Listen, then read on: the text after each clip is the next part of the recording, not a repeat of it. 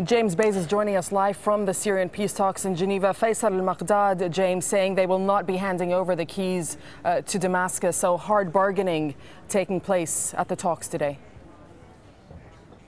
Yeah, they're really coming down to the most difficult issue, the crux of the issue. Geneva 1, that agreement that was done in 2012, talked about a transitional body with full executive power. But who exactly should be part of that body? Very different views from the government side and the opposition side. Joining me now, Bouthaina Shaaban, who is the advisor to President Assad, one of the team that is here in Geneva. From your point of view, we've heard the opposition say that President Assad should stand down. He should not be part of this transitional body. What is the Syrian government position?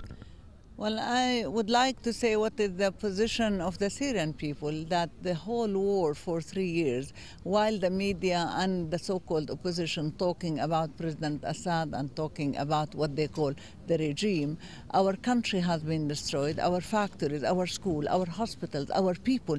We have 6 million displaced Syrians inside Syria and 2 million refugees. So what I'm saying to them is that talk about Syria, about the interests of the Syrian people. But the reason that fighting is taking place is because so many people are fighting against your government because they don't want President Assad. That is not true, actually. Unfortunately, I'm sorry to say that. The reason why this fighting is taking place is that there is so much money, there is so much interference, there are so many, 83 countries are sending foreign fighters to Syria. What we are saying here is that, and that's what Geneva 1 said, let us stop the fighting, let us stop terrorism, and let us launch a political process where the Syrians decide the future of Syria. And you've got that political process. It's taking place in the building behind me. You're supposed to, by mutual consent, come up with a transitional body. Now, you know, on the opposition side, they're never going to give mutual consent to President Assad or those around him. You know, I would like to ask in the building behind you who these people are and whom do they represent. Well, they're people you've agreed to sit down with. And we do, because we sit down in good faith that other people will come. We have a huge spectrum of Syrian opposition that was not invited. And the question is, why? If we are talking about the question of Syria, why shouldn't every Syrian be entitled to be invited? Do you accept there are many people in your country who do not want President Assad as its leader now? I accept the ballot box. I accept that the Syrian people should go to the ballot box and vote for whoever they want to vote for. There's a problem with that, though, isn't there? You talk about the ballot box. No independent observer has declared any election free and fair for 44 years that the Assads have been in power. But when the United Nations and President Carter declared free and fair election in Gaza, the Western world refused to acknowledge the results of this election. We're talking it's not right now about fairness. It's not about fairness. It's about Western hegemony and Western colonialism. That's what it's all about. We're talking about Syria right now. I know. Why doesn't President Assad, for the good of his nation, for the good of his people, step aside and someone else take power? Excuse me, and you know that the Assad family have had power for 44 years. Maybe that's long enough. You know the good for his nation, or the Syrian people know what is good for them. We are 10,000 years old. We know what's good for us. Let the Syrian people decide what's good for them, and not Western hegemony who tells some of its agents what's good for Syria. How are you going to have an election in a Syria right now that has warfare, exactly. It has fighting everywhere, exactly. It has lots of your population in refugee camps and lots more of your population in your prison cells? You see, this is the point, and it has been addressed in Geneva 1, that what you need to do is to stop the fighting, to create the right atmosphere, and then to launch the political process, not to jump to a political process while the country is on fire. These are very difficult issues. Perhaps they're also life or death issues. Easier issues are the humanitarian issues.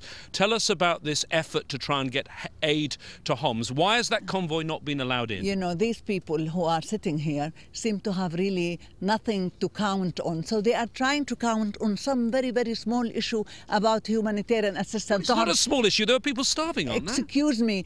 Whole Syria, we have a program for the entire Syria with the Red Cross, with the Red Crescent, with UN agencies, and every day humanitarian assistance, food and medicine is delivered to everywhere in Syria. This to make a big fuss about taking 2 trolleys to Homs with our respect. I'm from Homs, you know, with our respect to every single person in Homs. It seems that they have nothing except to try and to create some credibility through saying we took some trucks to Homs. Is this why we are in Geneva?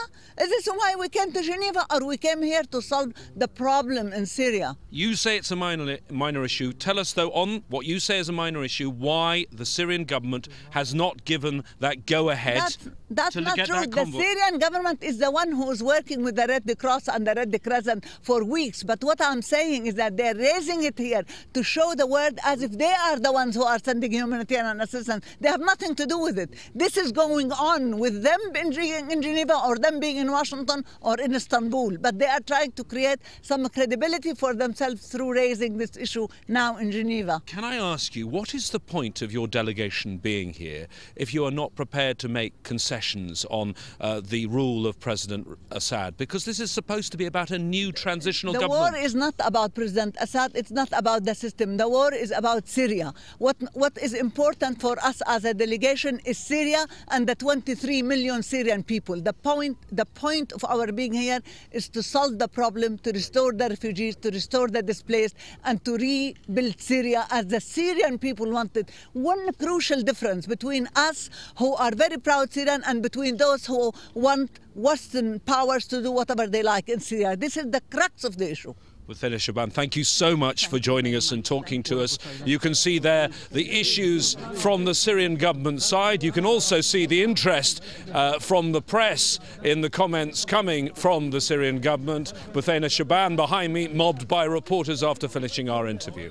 Yeah, James, definitely interest from the press. Keeping an eye out on Twitter here. James Bass, thank you very much for that. James interviewing President Bashar al-Assad's advisor.